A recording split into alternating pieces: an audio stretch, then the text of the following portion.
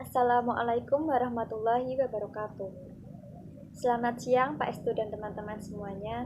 Kami dari kelompok 1 yang beranggotakan Anang Dwi Suryanto, Dina Adelia, Ellen Asti, Handi Nugraha, Heti Nur Safitri, Muhammad Ihza Fahrezi, Najma Nur Fadila, dan saya Fianita Parsyawati. Di sini kami akan mempresentasikan mengenai pesan sebagai sumber untuk belajar.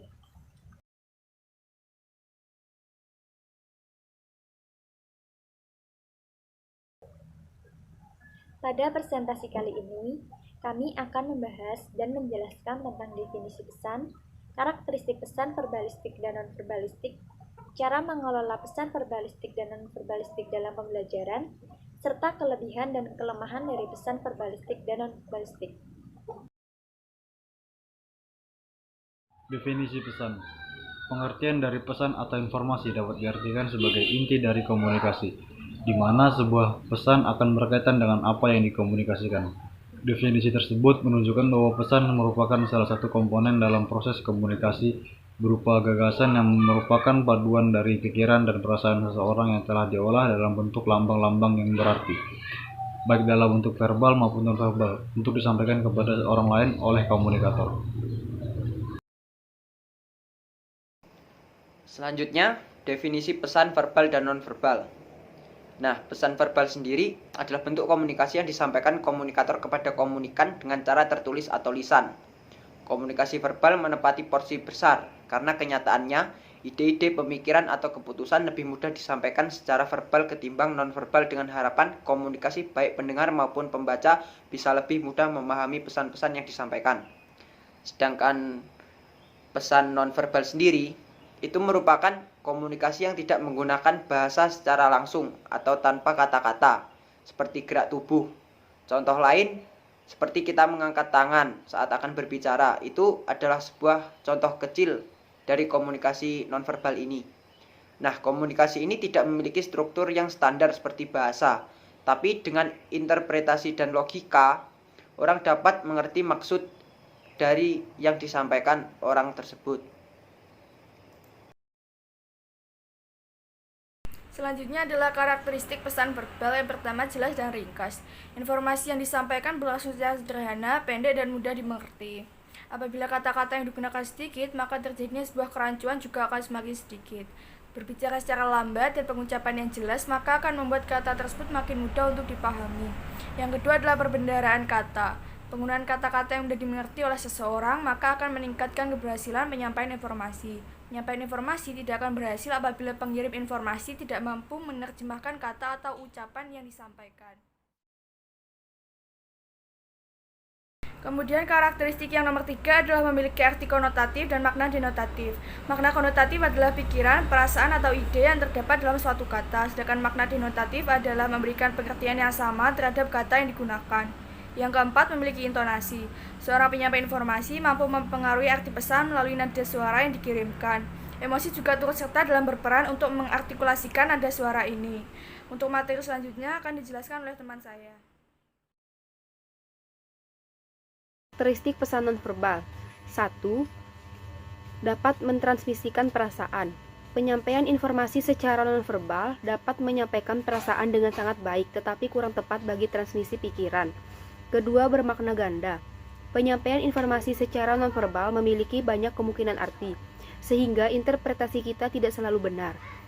Apa yang kita tangkap sebagai pesan nonverbal hendaknya tidak dianggap sebagai fakta, melainkan sebagai petunjuk yang perlu dikaji lagi atau diteliti lagi.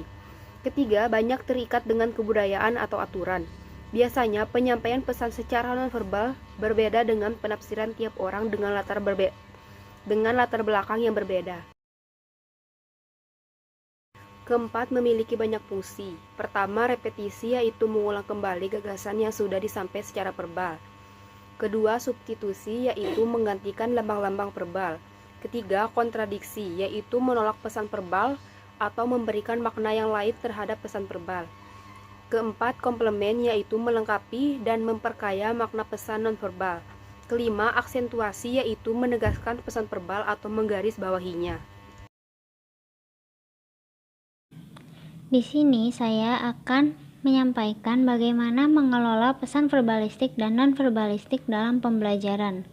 Yang pertama adalah tahap perencanaan. Perencanaan merupakan tahap awal dalam mekanisme penyusunan pesan, baik pesan verbal maupun non-verbal. Jika perencanaan disusun dengan baik dan matang, tentu tujuan yang akan dicapai nantinya bisa berjalan dengan baik dan sesuai dengan yang diharapkan. Sebaliknya, bila perencanaan kurang tepat, maka akan sulit untuk mencapai tingkat keberhasilan secara optimal. Bahkan bisa saja gagal. Dalam tahap perencanaan, terdapat beberapa hal yang perlu disusun, yaitu meliputi A. Menentukan tujuan-tujuan, B. Menganalisis audiens atau peserta didik yang akan menerima pesan dan informasi nantinya. Kemudian C. Mencari dan mempersiapkan solusi dari berbagai kemungkinan dalam rangkaian tindakan program yang telah direncanakan bila nantinya tidak sesuai pada tujuan utama yang telah direncanakan. Setelah tahap perencanaan, berikutnya adalah tahap pengorganisasian. Dalam tahap pengorganisasian pesan, baik pesan verbal maupun non-verbal, tentunya pesan yang disampaikan kepada peserta didik harus diorganisasikan sedemikian rupa sehingga penyampaiannya menjadi teratur. Pengorganisasian pesan dapat dilakukan dengan cara deduksi, induksi, kronologis, spasial, topikal, dan kausalitas. Kemudian tahapan yang ketiga adalah tahap pelaksanaan. Dalam tahap pelaksanaan perlu kecermatan untuk memperhatikan beberapa hal terkait pesan informasi yang akan disampaikan, kapan penyampaian dan bentuk verbal, dan kapan penyampaian untuk bentuk nonverbal, atau bisa juga disampaikan dengan kombinasi keduanya. Jadi perlu adanya sebuah penyesuaian bila terjadi adanya perubahan tiba-tiba dengan kondisi yang ada di lapangan nantinya. Untuk tahapan yang terakhir adalah tahap evaluasi atau monitoring. Setelah pesan diterima oleh peserta didik, selanjutnya perlu adanya sebuah evaluasi. Tujuannya adalah agar mengukur tingkat keberhasilan dari program yang telah direncanakan, diorganisasikan, dan dilaksanakan, baik secara verbal maupun non-verbal, serta menjadi bahan pertimbangan dalam mendapatkan informasi apakah program tersebut perlu adanya revisi, dilanjutkan, atau bahkan diberhentikan. Tanpa adanya evaluasi, maka dalam pengelolaan pesan tidak akan memperoleh informasi terkait seberapa jauh tingkat keberhasilan program tersebut. Sekian dari saya, untuk materi selanjutnya akan disampaikan oleh teman saya. Yang selanjutnya ada kelebihan dan kelemahan dari pesan verbal dan pesan nonverbal. Adapun kelebihan dari pesan verbal yaitu yang pertama, pesan dapat disampaikan melalui tulisan maupun lisan, sehingga maksud atau inti dari pesan tersebut dapat terlihat dengan jelas dan diterima dengan baik. Yang kedua, pesan verbal dapat digunakan untuk membahas kejadian masa lalu, ide, atau abstraksi. Yang ketiga, pesan yang menggunakan kata-kata akan lebih mudah dikendalikan daripada dengan menggunakan bahasa isyarat atau ekspresi wajah. Adapun kelemahan dari pesan verbal, yaitu yang pertama, adanya keterbatasan jumlah kata yang tersedia untuk mewakili objek, sehingga tidak semua maksud dapat tersampaikan. Yang kedua, kata-kata yang digunakan kadang mengandung bias budaya. Hal ini dapat memunculkan kesalahpahaman. Yang ketiga, diperlukan lebih banyak waktu untuk mengungkapkan pikiran kita secara verbal, sehingga dari segi waktu, pesan verbal sangat tidak efisien. Selanjutnya, saya Anang Dwi Suryanto akan menjelaskan mengenai kelebihan pesan nonverbal dan kekurangannya. Untuk kelebihannya, yang pertama, perasaan dan emosi lebih cermat disampaikan lewat pesan nonverbal ketimbang pesan verbal. Yang kedua, pesan nonverbal menyampaikan makna dan maksud yang relatif bebas dari penipuan, distorsi, dan kerancuan, sehingga pesan nonverbal memiliki kesahihan atau reliabilitas tingkat kepercayaan yang tinggi terhadap kebenaran pesan-pesan yang disampaikan. Yang ketiga, pesan nonverbal mempunyai fungsi metakomunikatif yang sangat diperlukan untuk mencapai komunikasi yang berkualitas tinggi.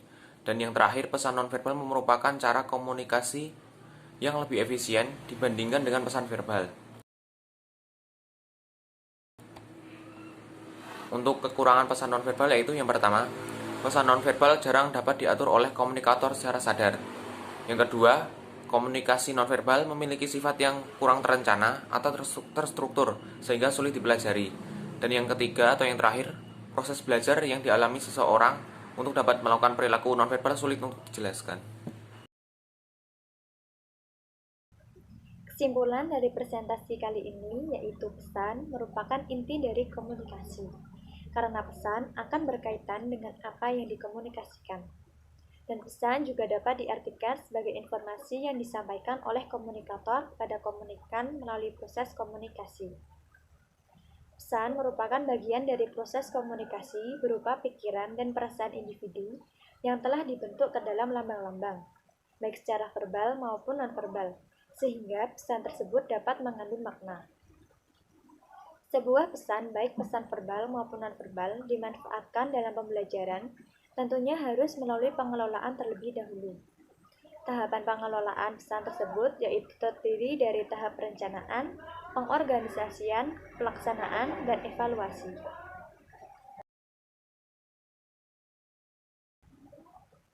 Demikian presentasi dari kelompok kami, kurang lebihnya mohon maaf. Terima kasih. Wassalamualaikum warahmatullahi wabarakatuh.